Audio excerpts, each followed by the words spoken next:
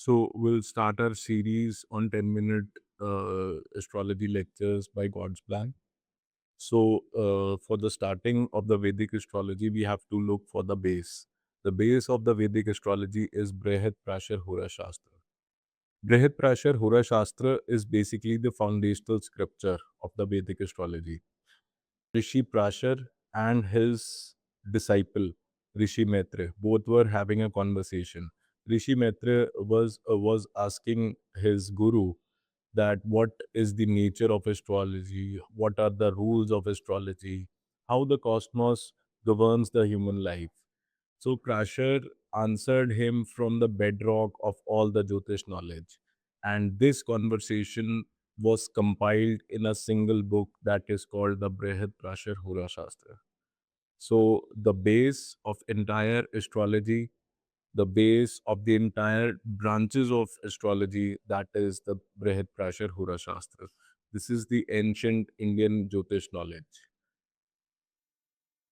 So in that conversation, the Rishi Prashara told that the foundational pillars of the Vedic astrologies are of three types. One is the planet, one is houses, and one is the rashis, which we call is the zodiac signs. So in a birth chart, planets, houses, and the zodiac signs combine to deliver the results.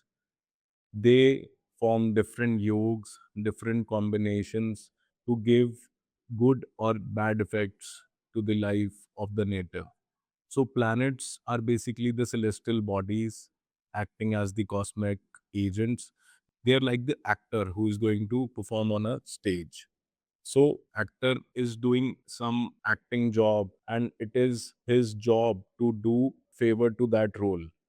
Second is the houses. Houses govern the different areas, different domains of life. So we have 12 fixed houses in the Indian astrology. That houses govern each and every aspect of the life. Some houses govern the bad things in the life, and some houses govern the good things in the life.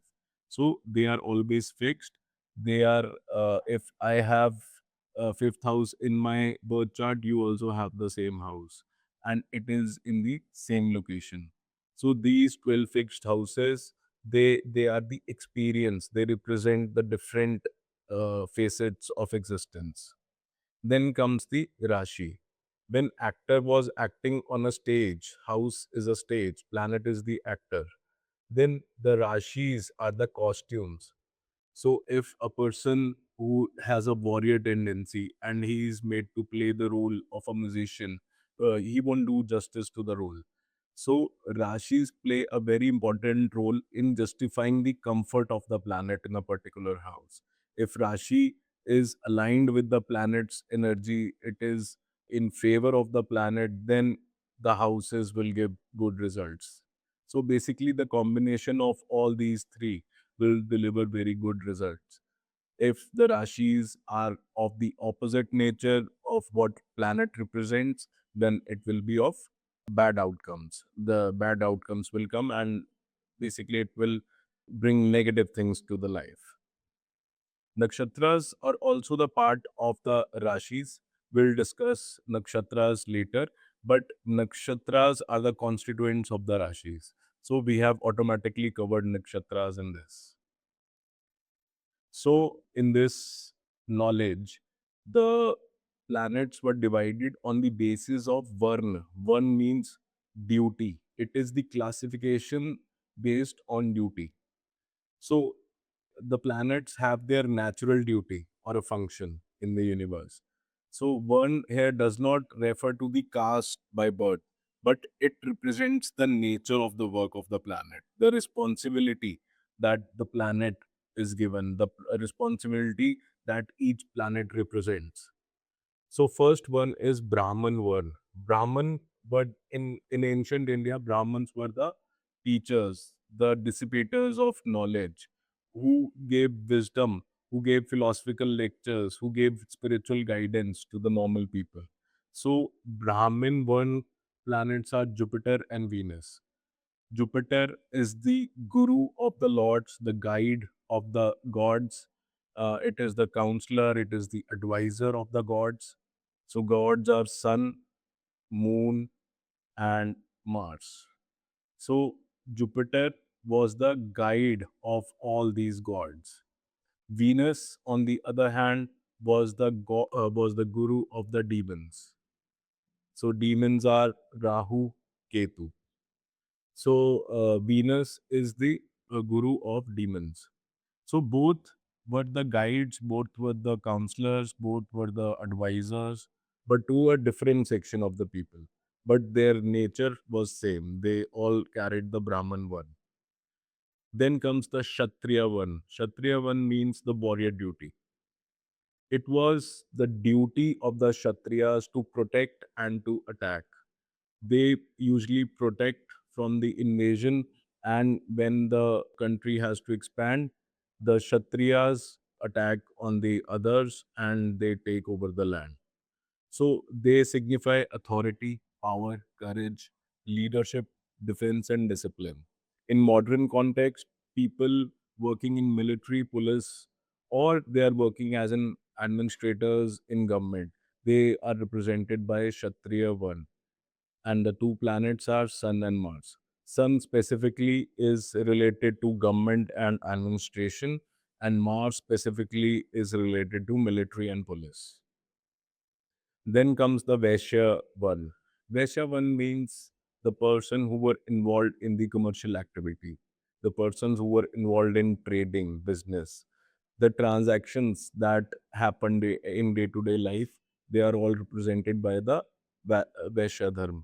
So, Moon and Mercury both are the part of the Vaishya one, and they tell about the person's marketing ability, negotiations, communication style, their speech style, and all the commercial activity that is going on in our life. Then comes the Shudra one. Shudra means the person who did menial jobs, who worked on day to day basis. Prime example is the labor class. They have to work with hard work, discipline, struggle, and sometimes technical work is also included. Saturn is the lord of the Shudras, and Shudras directly means the service industry, someone who is working, someone who is doing the job for others. So, all the employees, all the assistants, and all the workers in the factories and industries are governed by this one. Now, we have learned about the Varna classification. Now, a Varn is duty, the function. After this, we are evaluating, we are classifying the planets on the basis of their gun. Gun means qualities. So guns, the gunas, they represent fundamental qualities of nature of the planets, and how they affect the human temperament. They shape our actions, thoughts, and spiritual path. So Sattva gun planets, it means purity. Second is the Rajas gun. Rajas means the action, taking charge. And third is the Tamogun. Tamogun means the inertia. These are the three basic qualities of the planets. So, Sattvagun planets, the planets which are pure, that are Sun, Jupiter, and Moon. So, being a Sattvagun planet, it represents purity, wisdom, spirituality. They represent the higher consciousness. The sattva dominant person will be spiritually inclined. He or she will be peaceful, wise, and ethical. The rajogun persons usually have ambition, they have desires and activity. They are all working for their material growth and expansion. So in today's world, most of the people have rajogun, the rajas gun. So all are seeking achievements, all are seeking wealth, comfort, and luxury. And this is a vital driver for the worldly progress also. So the people with Rajogun, they are the drivers of the world's progress in today's life. Third comes the Tamogun. Tamogun represents the persons which have darkness inside them, which have inertia, which have aggression. Some negative aspect is related to them. They demand discipline, they'll give obstacles. They will give you six type of sins. In Indian astrology, there are six types of sins. One is the desire, second is the anger, third is greed, fourth is the attachment, fifth is pride, and sixth is the jealousy.